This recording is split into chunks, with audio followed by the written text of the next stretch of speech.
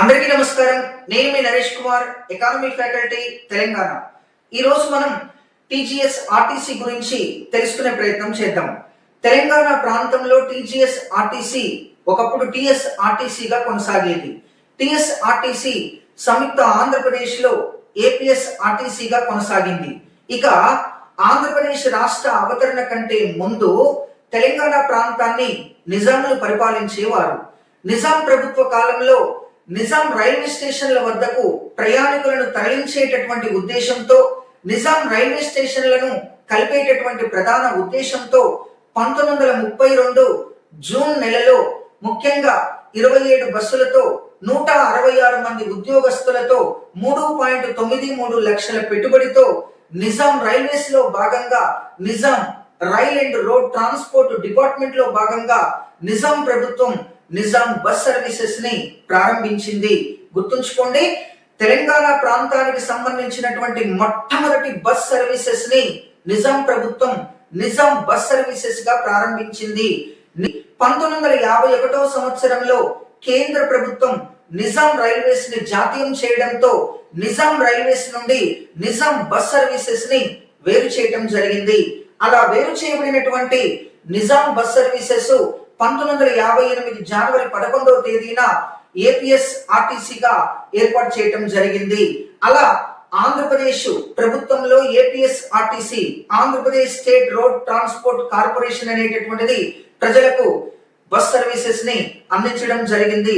ముఖ్యంగా ఏపీఎస్ ఆర్టీసీకి 1999 అక్టోబర్ 31వ తేదీన దేశంలోనే అత్యధిక బస్సుల దృష్ట్యా గిన్నిస్ బుక్ ఆఫ్ రికార్డులో స్థానం లభించింది. 2000 సంవత్సరం నవంబర్ లో అత్యధిక బస్సుల దృష్ట్యా లింకా బుక్ ఆఫ్ రికార్డ్ లో కూడా ఏపీఎస్ ఆర్టీసీకి స్థానం లభించింది.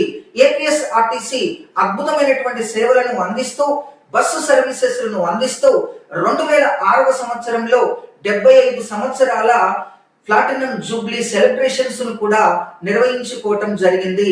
ఇక తెలంగాణ రాష్ట్ర అవతరణ అనంతరం 2014 జూన్ 2వ తేదీన మరి ఏపీఎస్ ఆర్టీసీ నుండి టీఎస్ ఆర్టీసీని వేరు చేస్తున్నట్లుగా ప్రకటించారు. 2015 మే 14వ తేదీన టీఎస్ ఆర్టీసీని అమల్లోకి తీసుకురావడం జరిగింది. 2016 ఏప్రిల్ 27వ తేదీన టీఎస్ ఆర్టీసీకి చట్టబద్ధత లభించింది. ఇక ఇటీవల కాలంలో తెలంగాణలో అధికారంలోకి వచ్చినటువంటి కాంగ్రెస్ ప్రభుత్వం, రేవంత్ రెడ్డి ప్రభుత్వం టీఎస్ ఆర్టీసీని టీజీఎస్ ఆర్టీసీగా ఏర్పాటు చేయడం జరిగింది.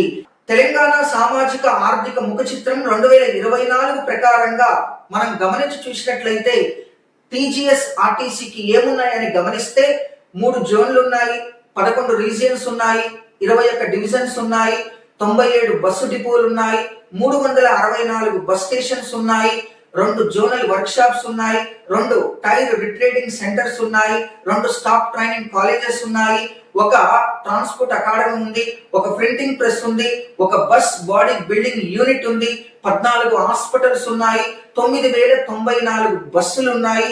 ఇందులో 6368 బస్సులు సొంత బస్సులు, ఇక 2726 బస్సులు అద్దె బస్సులు, మొత్తంగా 9094 బస్సులు ఉంటే ఇందులో 303 బస్సులు ఏసీ బస్సులు, 2559 బస్సులు నాన్ ఏసీ బస్సులు, 3339 బస్సులు పల్లె వెలుగు బస్సులు, ఇక 2806 బస్సులు అర్బన్ బస్సులు, 87 ఎలక్ట్రిక్ బస్సులు ఉండటం జరిగింది. మొత్తంగా 9094 బస్సులు ఉన్నాయి.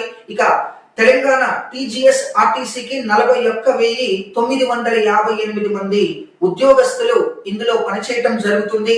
టీజీఎస్ ఆర్టీసీకి ఒక రోజు కాలంలో రాబడి 15.80 కోట్ల రూపాయలు. టీజీఎస్ ఆర్టీసీ బస్సుల ఇంధన సామర్థ్యం 5.17 KMPL కిలోమీటర్ పర్ లీటర్. తెలంగాణలో ముఖ్యంగా టీజీఎస్ ఆర్టీసీలో ఒక కిలోమీటర్ కి అవుతున్నటువంటి ఖర్చు ₹55.25. టీజీఎస్ ఆర్టీసీకి ముఖ్యంగా ఒక కిలోమీటర్ కి లభిస్తున్నటువంటి ఆదాయం ₹50.46.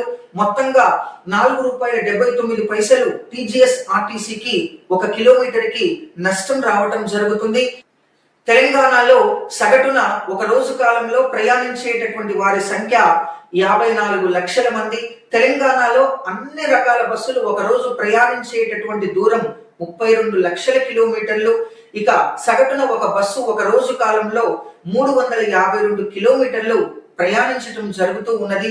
పర్యావరణ హిత కోణంలో, పర్యావరణ హిత ఇంధన వినియోగంలో టీజీఎస్ ఆర్టీసీ ఒక అడుగు ముందుకేసి 2019 నుండి హైదరాబాద్ నగరంలో 132 సిఎన్జి బస్సులను, 40 ఎలక్ట్రిక్ బస్సులను నడిపిస్తున్నది.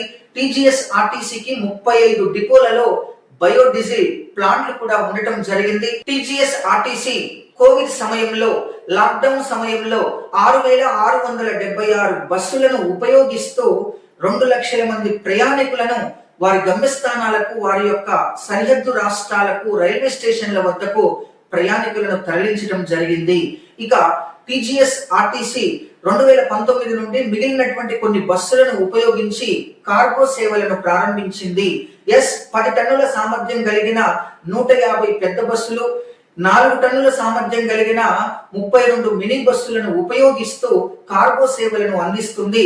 2022 నవంబర్ నాటికి 1 కోటి పార్సల్స్ కు పైగా డెలివరీ చేసి 161.8 కోట్ల రూపాయల లాభాన్ని కూడా ఆర్జించడం జరిగింది. ఇటీవల కాలంలో తెలంగాణలో అధికారంలోకి వచ్చినటువంటి కాంగ్రెస్ ప్రభుత్వం, రేవంత్ రెడ్డి ప్రభుత్వం ఒక అడుగు ముందుకేస్తూ తెలంగాణలో బాలికలు, అన్ని వయస్సు కలిగినటువంటి మహిళలు, ట్రాన్స్ జెండర్లకు ప్రత్యేకంగా మరి తెలంగాణ రాష్ట్ర వ్యాప్తంగా ఉచితంగా బస్సులో ప్రయాణించడానికి మహాలక్ష్మి పథకాన్ని ప్రారంభించడం జరిగింది.